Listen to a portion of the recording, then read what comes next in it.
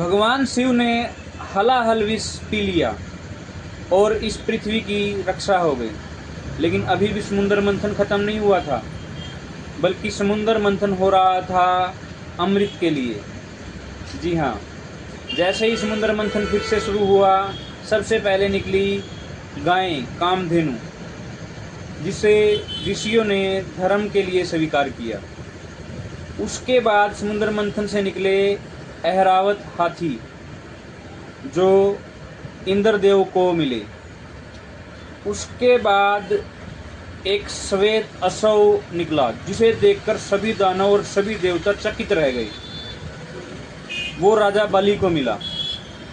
उसके बाद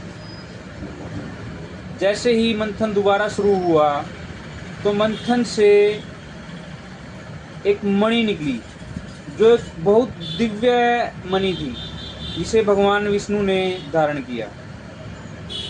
उसके बाद उसके अंदर से कल्प वृक्ष निकला, जो भी इंसान उस कल्प वृक्ष से कुछ भी मांगता है, वो कल्प वृक्ष उसकी सारी इच्छाएं पूरी कर देता है। उसे स्वर्ग में स्थान दिया गया। उसके बाद बहुत सी अप्सराएं निकली, जो भी स्वर्ग में ही चली गई। उसके बाद एक बहुत बड़ी दिव्य रोशनियां छा गई आसपास हुई। प्रकाश बहुत तेज चमकने लगा, क्योंकि अब आने वाली थी माँ लक्ष्मी। जी हाँ, उसके बाद माता लक्ष्मी समुद्र मंथन से बाहर आई, और माता लक्ष्मी ने बाहर आते ही सबको देखा, और अंत में उन्होंने भगवान विष्णु के गले में वरमाला पहनाई और भगवान विष्णु को अपने पति के रूप में स्वीकार किया। चारों ओर खुशियों का माहौल छा गया, फूलों की वर्षा होने लगी। लेकिन देवताओं और दानवों को अब भी एक चीज़ का इंतजार था, वो था अमृत कलश।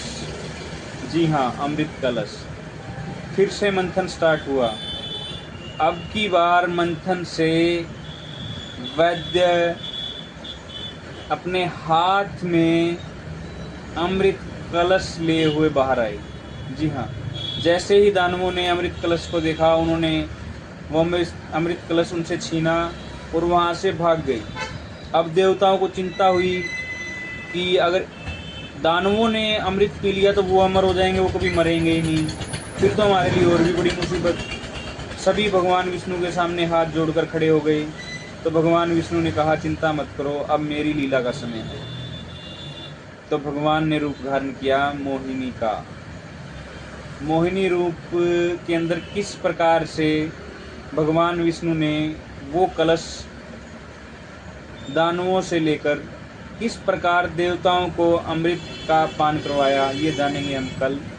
तब तक के लिए हर हर महादेव, हर घर महादेव।